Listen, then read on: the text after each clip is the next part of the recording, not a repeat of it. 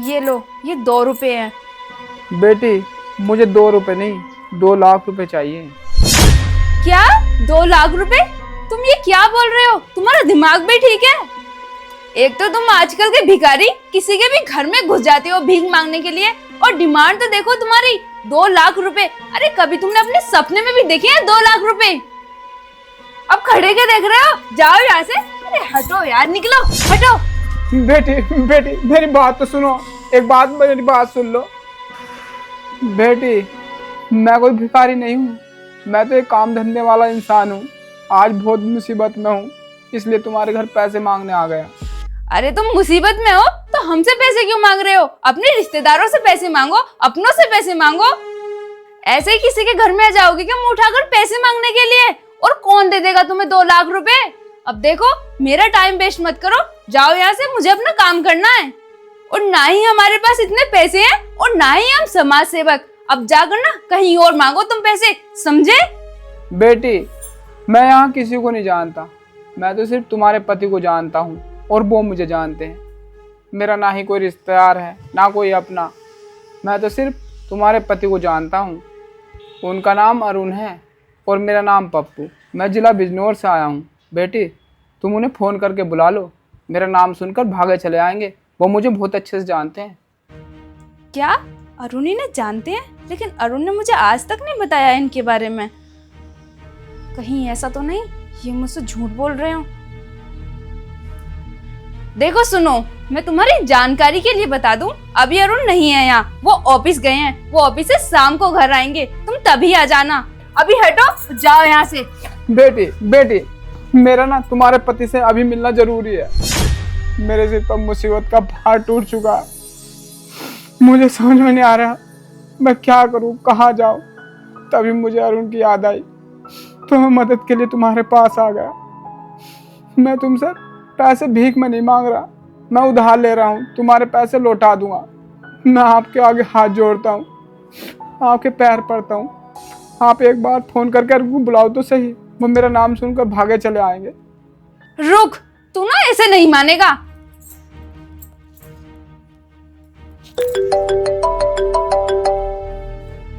हाँ मिस्टी।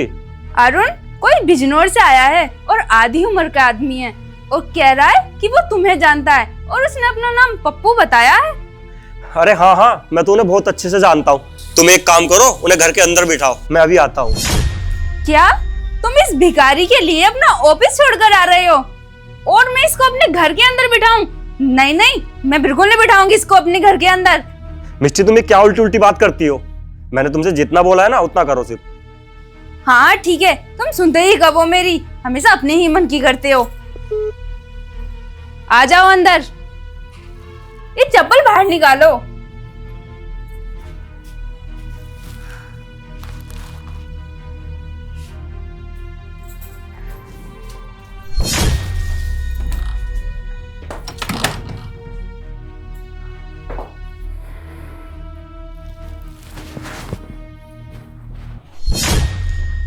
तुम्हारी हिम्मत कैसे हुई हमारी चेयर पर बैठने की? कर दी ना तुमने सारी चेयर गंदी। तुम्हें उंगली क्या पकड़ाई? तुम तो गट्टा पकड़ने की कोशिश कर रहे हो। चलो अब उठो जल्दी से और जाकर ना नीचे बैठ जाओ। ठीक है बेटी।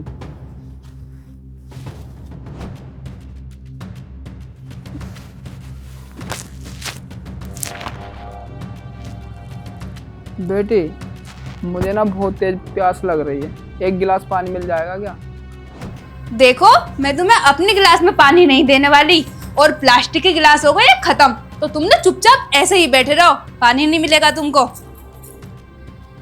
ठीक है।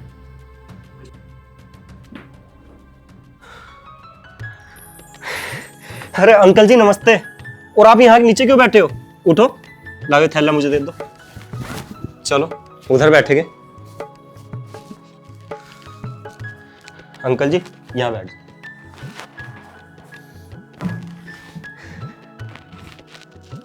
मिस्टी, खड़ी होके क्या देख रही हो? पानी लेके आओ अंकल जी के लिए। क्या हुआ मिस्टी, सुनाई नहीं दे रहा है क्या? जाओ पानी लेके आओ अंकल जी के लिए। हाँ अंकल जी, अब बताइए क्या बात है? बेटा तुझे क्या बताऊं, मैं बहुत मुसीबत में हूं। मुझे तो ऐसा लग रहा है सारे संकट एक साथ ही आ गए। पानी।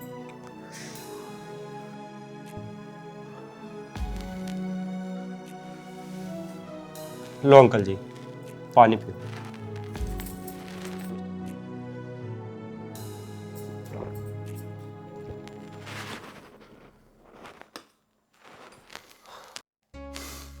बेटे, मेरी पत्नी और मेरा बेटा बाजार से सब्जी लेकर घर लौट रहे थे।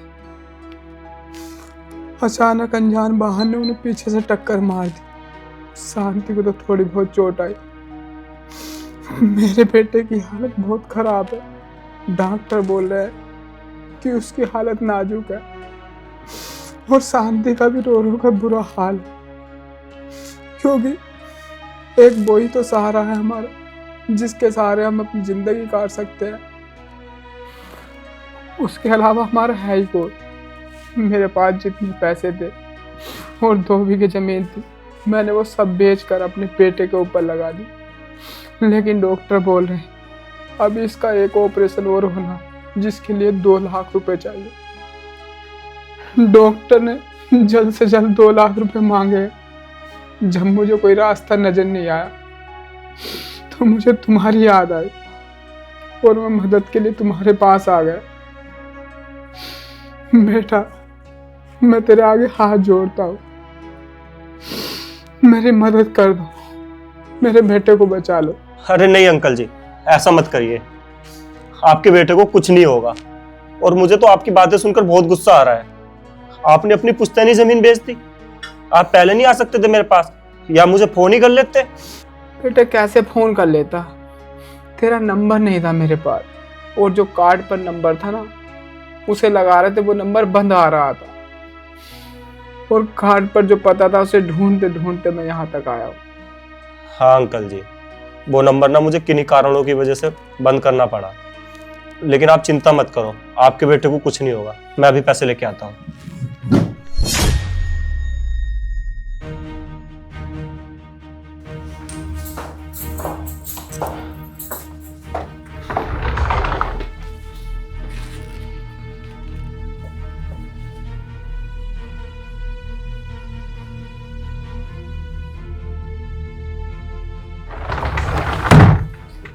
तुम्हारा दिमाग खराब हो गया है क्या? ऐसे किसी को भी इतने सारे पैसे दे दोगे? तुम इन जैसे लोगों को ना शायद जानते नहीं हो, मैं इन जैसे लोगों को अच्छे से जानती हूँ। ऐसा कुछ भी नहीं हुआ होगा जैसे ये बोल रहा है, बस तुम्हें नाटक दिखा रहा है ताकि तुम इसे पैसे दे दो। और देखो, उसने 2 आंसू बहाए और थोड़ा सा झूठ बोला, तुम आ गए उसकी बातों में, जा रहे हो उसे पैसे देने। ये पैसे देने की ना उसे कोई जरूरत नहीं है, इन्हें ना अलमारी में रखो जाकर। मिस्टी, मुझे औरों का तो पता नहीं, लेकिन मैं ना इन अंकल को बहुत अच्छे से जानता हूँ। और मेरे लिए ना ये इंसान नहीं, मेरे लिए भगवान है। इन्होंने ना मेरी ऐसे टाइम पे मदद की है, उस मदद के सामने ना ये पैसे कुछ भी नहीं। क्या इसने तुम्हारी मदद की है? वो कैसे? मिस्टी, तुम्हें याद है एक बार मैं किसी मीटिंग के सिलसिले में दिल्ली गया था।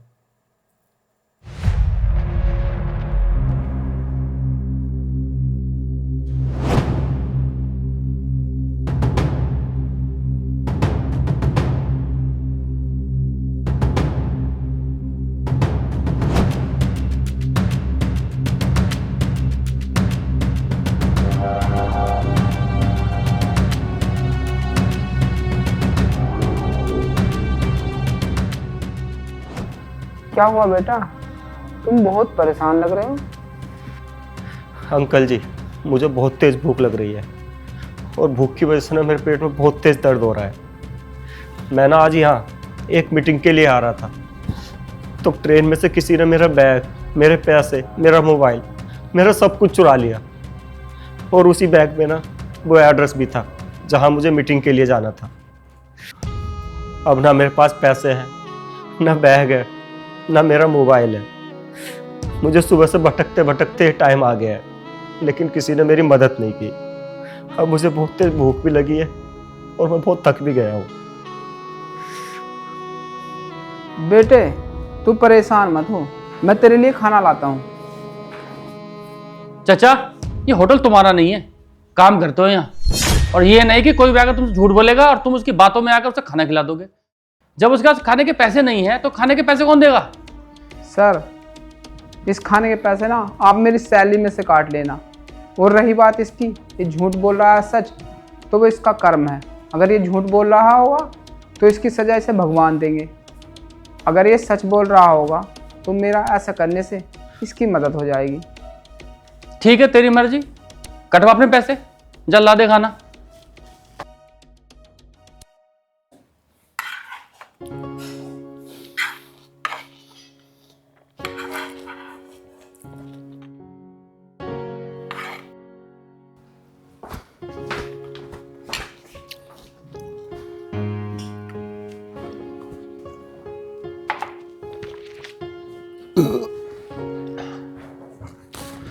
अंकल जी, आपका बहुत बहुत धन्यवाद। लेकिन अंकल जी, मुझे ये समझ नहीं आ रहा है मैं वो एड्रेस कैसे ढूंढूं और कैसे वापस अपने घर जाऊं, क्योंकि मेरे पास पैसे नहीं हैं।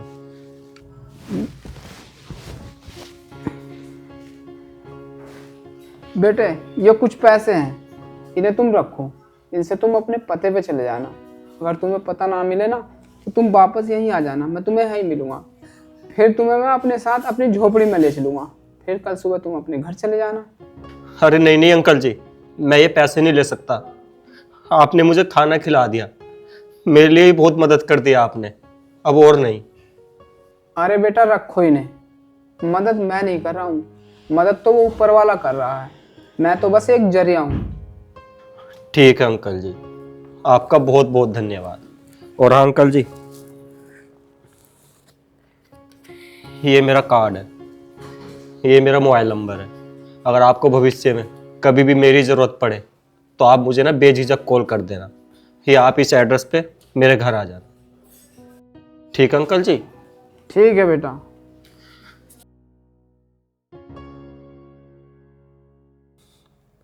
उसके बाद मैंने वो एड्रेस बहुत ढूंढा, लेकिन मुझे कहीं नहीं मिला। फिर रात होने पर मैं अंकल जी के साथ उनके घर चला गया, और अंकल जी ने ना मेरी खूब खातिर की।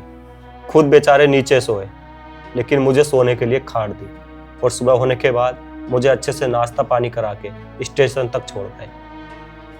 तो अगर अंकल जी उस दिन मेरी मदद नहीं करते ना, तो पता नहीं मेरे साथ क्या होता। और तुम कह रही हो कि मैं इन जैसे लोगों को नहीं जानता है? हाँ अरुण, मैं गलत थी, आप मुझे माफ कर दो। अब आप ना इन पैसों को जल्दी से उन अंकल जी को दे दो, उनके बेटे का ऑपरेशन होना है। हाँ,